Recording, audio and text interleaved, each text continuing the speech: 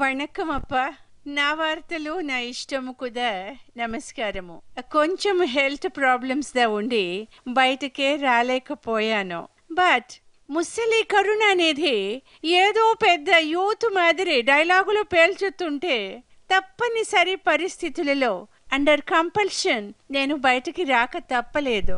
ఆయనకుదా 93 సంవత్సరాలు వచ్చిన పెద్ద తోపు భీకరమైన యూతే నేను అంటాడు. నేను మాత్రము పాలిటిక్స్ కుదా సెలవు పెట్టాలంట. అసెంబ్లీలో నుండి వీల్ చైర్ దా విసిరేసిన ఆయనకు బుద్ధి ఏ మాత్రము రాలేదు. ఈసారి ఎలక్షన్స్ లో ఆ సోడా బుడ్డి కళ్ళద్దాల కరుణను వీల్ చైర్ తో పాటు బే ఆఫ్ బెంగాల్లో విసిరి పారేస్తును. I'll throw him away. అప్పుడుదా తమిళనాడుకు పట్టిన శని పోదు. ఆయన కొడుకు జనాల మీద పడి చెంపలుదా పగలు కొడుతూ ఉంటాడు. ఈయన చైర్లో కూర్చొని బాహుబలి మాదిరి కత్తిదా తిప్పుతాడు. Dear viewers, I want to share all those details with you. But before that, let me read out the headlines.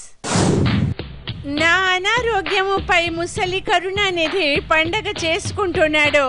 పడిశందా పట్టిన నాకు లివర్ ట్రాన్స్ప్లాంట్ చేయాలా అంటున్నాడు. నా హెల్త్ గురించి ఎక్కువ మాట్లాడితే మన మంత్రులు డిఎంకే వారి నాలుకలు కోస్తారు. ఓవర్ యాక్షన్ చేస్తే ఇంకా ఏదైనా కూడా కోసి కారం పెడతారు. హైటెక్ ప్రచారంతో ఈ అమ్మ పార్టీని బీట్ చేయలేరు. నా ఓటర్లందరూ టెక్కులు తెలియని గ్రామాల వారు. My dear NTV viewers, now news in detail. నా హెల్త్ గురించి తొండి కూతలుదా కూయవద్దని ఈ ఎన్టీవీ బులెటిన్ నుండి నేను డైరెక్ట్ గా డిఎంకేను హెచ్చరిస్తున్నాను. I'm warning them.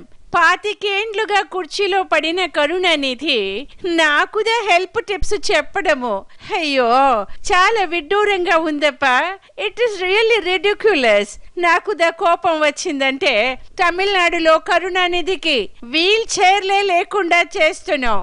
నాకు కొంచెం పడిశం పట్టినందుకే లివర్ ట్రాన్స్ప్లాంట్ చేయాలా అంటూ కోతలు కోస్తే మన అన్న డిఎంకే వాళ్ళలో డిఎంకే వాళ్ళ టంగ్స్ నే కోసేస్తారు.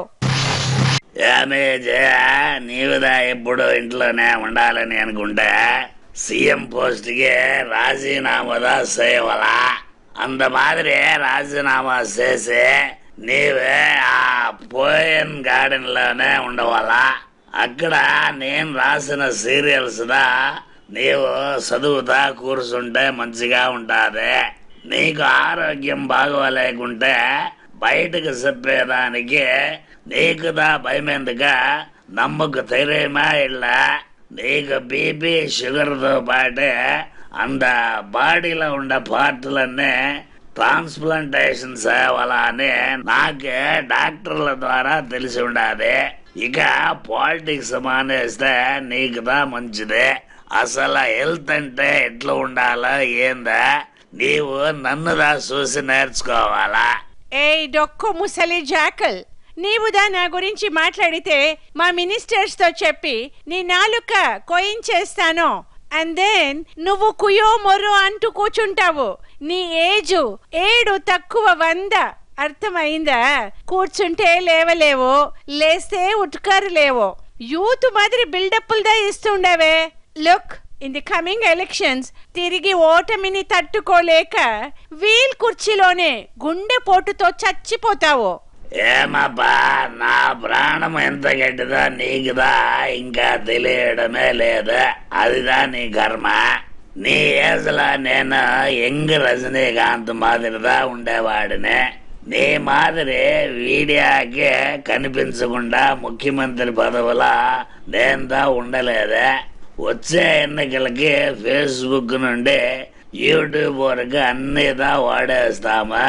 నాకు ఏజ్ 100 దగ్గర పడ్డా నా బ్రెయిన్ 25 దగ్గర ఆగిపోయి ఉండాది.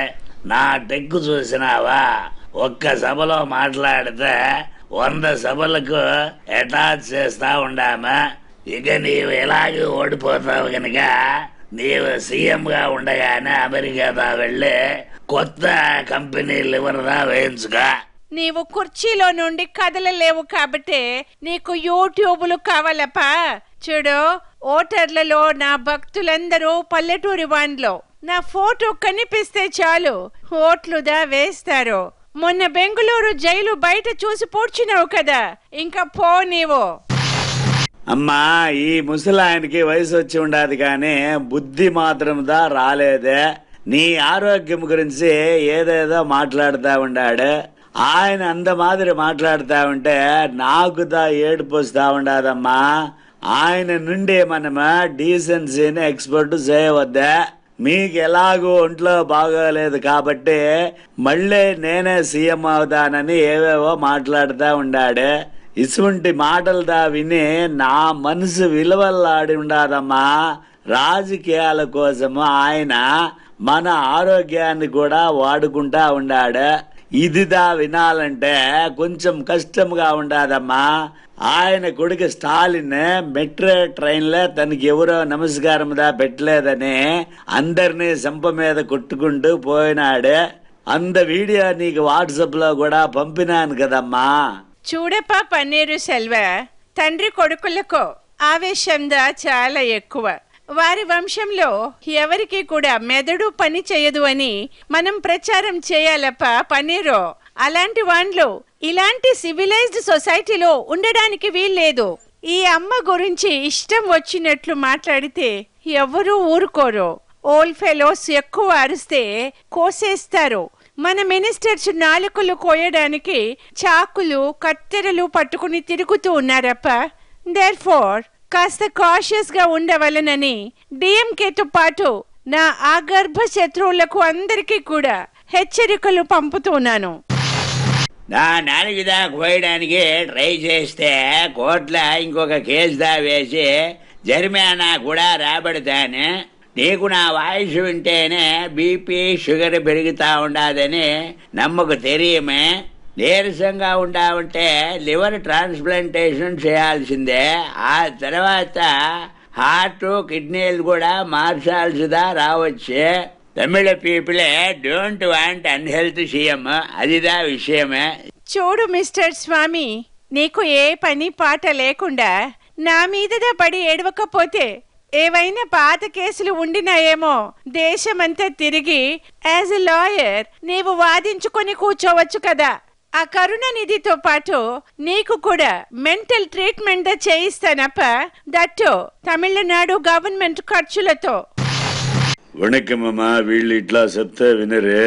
ఎక్కడికక్కడ కోసి పోడ్చవాలా, అప్పుడు కానీ తిక్క కుదరదు. అందుకే నాలుకలు కోసే పనికి నేనుదా నాయకత్వం వహిస్తా ఉండానమ్మా. డిఎంకే నేతల కాళ్ళు చేతులు నాలుక ఏది పడితే అది కోసి మన పార్టీ గురించి ఏది మాట్లాడకుండా చేస్తున్నమ్మా. ఈ పుణ్య కార్యక్రమానికి నన్నుదా నియమించినందుకు రొంబ థ్యాంక్స్ అమ్మా, రొంబ థ్యాంక్స్. నీవుదా తొందరపడొద్దు. ఆ కరుణకు నాలుక కోసినా ఒక్కటే, కోయకపోయినా ఒకటే. విక్టరీ ఎలాగూ మనదే. స్టేట్ మొత్తం మీరందరూ అమ్మ ఫోటోతో క్యాంపెయిన్ మొదలు పెట్టండి. ఆల్రెడీ మన ఆపోజిషన్ పార్టీ వాళ్ళంతా హోర్డింగ్స్ వాల్ పోస్టర్స్ తో చాలా రెచ్చిపోతూ ఉన్నారు. అయ్యో అమ్మా, మీరు వార్తలుదా చదవడం మొదలు పెడితే ఏమిదా కూడా పట్టించుకోర్మా. డాక్టర్ దా ఏం చెప్పి పూడ్చినాడో, ఆవేశందా పడితే బీపీ పెరుగును, టైం కూడా తినకపోతే షుగర్ దా రొంబగా పెరుగును. మీరు టాబ్లెట్ దా వేసుకోవడమే మర్చిపోయి పూడ్చితిరి. నేను ఎన్టీవీ లైవ్ లోకే మందుల సంచి తెచ్చినానుమా. 100 మాత్రలు నిమిషానికి ఒక్కొక్కటి చొప్పున వేసుకుంటేనే అన్ని రోగాలు కుదిరేది అని డాక్టర్ సారు వాడు చెప్పినాడే. బులెటిన్ అయినాక వేసుకుందిరా అమ్మా, లేక ఈ లైవ్ బులెటిన్ లోనే వేసుకుందిరా. సొల్లంగా అమ్మా. ఏ కరుపు కరేసి అమ్మాள், నీవుదా ఈ లైవ్ లోకి ఎదకు వచ్చావు? నీవు చెప్పే మందుల లిస్ట్ చూస్తే జనం అంతా ఏమనుకుంటారు? నా బాడీలో అన్ని పార్ట్స్ కు రిపేర్ చేయాలా అనుకుంటారు. చూడు, నేనుదా వీటికొస్తాను, ముందు నీవు వెళ్ళు. మై డియర్ వ్యూవర్స్, మా కర్పు కరేసి అమ్మాళ్ళకు నేనంటే రొంబ ఇష్టము. మెడిసిన్స్ తీసుకునే టైం దా అయిందప్ప. నా హెల్త్ బాగోలేదు అని చెప్తే జనంకు కూడా నా మీద సింపతి పడుతుంది కదా. అయ్యో, వీళ్ళకు అంత లాజిక్ కూడా తెలియదు. ఈ వార్తలతో ఇంతటితో సమాప్తము. Keep watching NTV for my updates.